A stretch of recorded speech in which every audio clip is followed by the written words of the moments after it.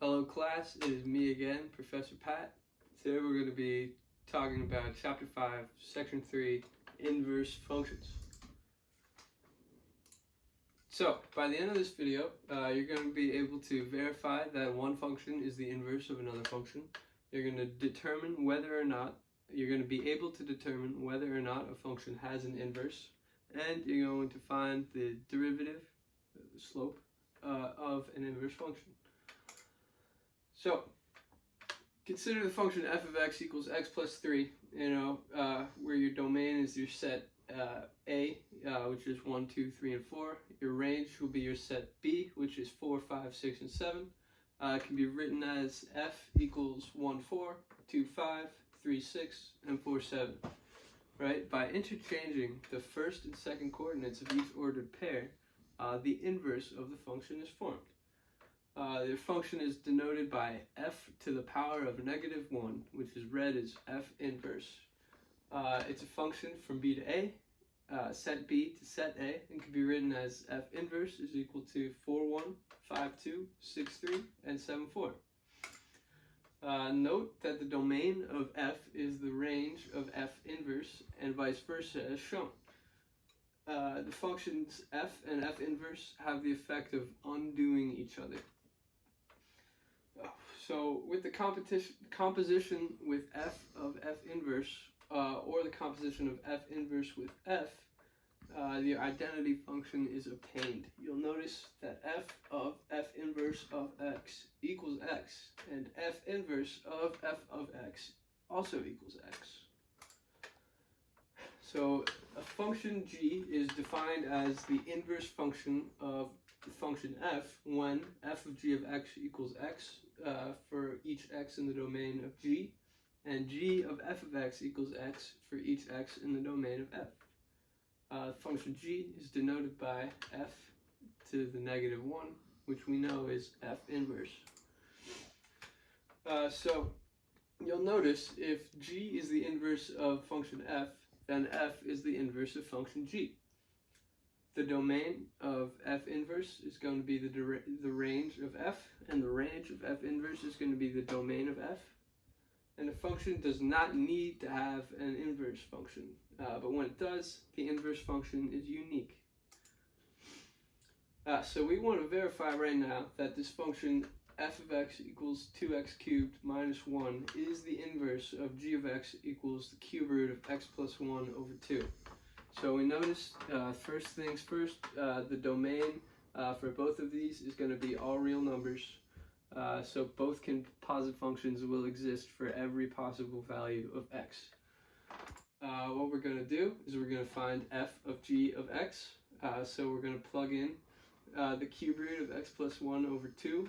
And for x over here, we'll raise it to the third power, removing the cube root. Multiply it by 2, removing the divided by 2, we're left with x plus 1 minus 1, which is going to be x. So, f of g of x equals x, so we're halfway there to determining whether or not g is an inverse function of f. Next thing we'll have to do is we'll need to take g of f of x. So what we're going to do is we're going to put 2x cubed minus 1 in for x up here in g of x. Excuse me. That gives us the cube root of 2x cubed minus 1 plus 1 over 2. Minus 1 plus 1 cancels out, so we get the cube root of 2x squared, 2x cubed, over 2. 2 over 2 cancels out, so we get the cube root of x cubed, which is x. So, because f of g of x equals x and g of f of x equals x, the functions f and g are inverse functions of each other. That takes us to theorem 5.6, a reflective property of inverse functions states that the graph of f contains the point a, b, if and only if the graph of f inverse contains the point b, a. So our horizontal line test, you may recall from maybe pre-algebra or even algebra in high school, similar to the vertical line test. To tell if an expression is a function, we use the horizontal line test to tell if a function has an inverse function. F has an inverse function if and only if every horizontal line intersects the graph of f at most once. So you'll notice this function y equals f of x does not pass the horizontal line test. So it will still have an inverse. However, its inverse will not be a function. So 5.7, the existence theorem of an inverse function. A function has an inverse function if and only if it is 1 to 1, and if f is strictly monotonic on its entire domain. So we want to find an inverse. Well, consider f of x equals x cubed plus x minus 1. We're going to find our derivative, and note that for the whole domain of all real numbers, our derivative 3x squared plus 1 is going to be positive, meaning f is always increasing, meaning it is strictly monotonic, so therefore it must have an inverse function. Alternatively, if we look at our function x cubed minus x plus 1, we notice it does not pass the horizontal line test, and it is not monotonic, because you'll notice f of negative 1, f of 0, f of 1 are all the same value. So because it's not monotonic and not 1 to 1, we know this function does not have an inverse function. So the guidelines for finding an inverse function. You're going to want to use theorem 5.7 to determine whether or not your function has an inverse function. What you're going to do then is you'll solve for x as a function of y. Then you're going to switch x and y. You'll define the domain of your f inverse as the range of f.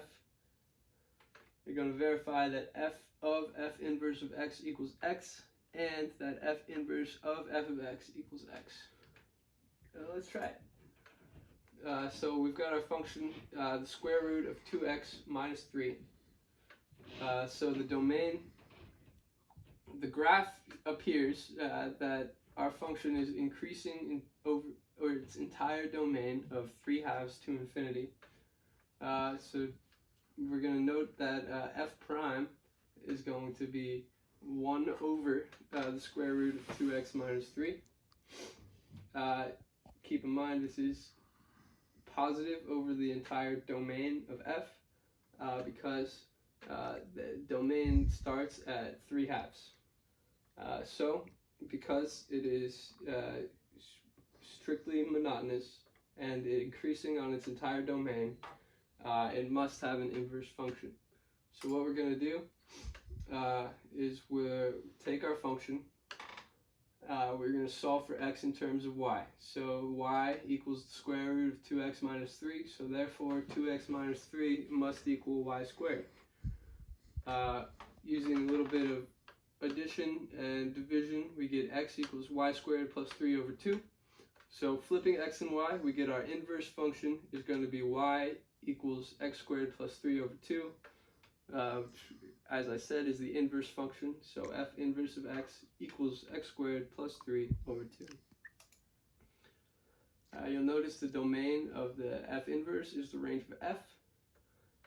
Similarly, the range of f inverse is the domain of f. So, theorem 5.8, continuity and differentiability of inverse functions. If you let f be a function whose domain is an interval I, if f has an inverse function, then the following statements are true. If f is continuous on its domain, then f prime is continuous on its domain. If f is increasing on its domain, then f inverse is increasing on its domain.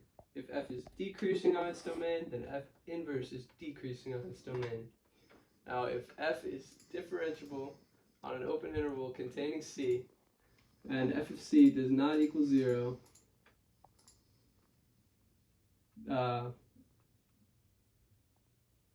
then f inverse is differentiable at f equals c. Alright, so theorem 5.9 states, if f is a function that is differentiable on interval I, and it has an inverse function g, then g is differentiable at any x for which f prime of g of x does not equal 0. That is to say, that g prime of x equals 1 over f prime g of x. You know, given that f prime g of x does not equal 0, of course. So let's try to evaluate the derivative of an inverse function. We're going to let f of x equal 1/4 x cubed plus x minus 1, where f of 2 equals 3. Without writing the formula for f inverse of x, we want to find f inverse of 3. Using theorem 5.6, we know from the derivative, which is strictly monotonous, which is always positive, we know that f is strictly monotonic and must have an inverse function. So using theorem 5.6, we know that if f of 2 is 3, then f inverse of 3 must equal 2. In the last example, note that at the point 2, 3, the graph, the derivative, is m equals 4. And at the point 3, 2, in the graph of the inverse, the slope is going to be 1/4. So the graphs of the inverse function has a reciprocal slope of the graph of the original function at points AB and BA. So in general, if y equals f inverse of x, then f of y equals x, and f prime of y equals dx dy, a differential equation. It follows from theorem 5.9 that g prime of x, or the derivative of y with respect to x, which we already know as 1 over f prime of g of x, is going to be the same as 1 over f prime of y, which we know f prime of y is the derivative of x with respect to y. So we get 1 over dx dy is just going to be equal to dy dx. A reciprocal relationship is sometimes written in what's called Leibniz notation. Any questions?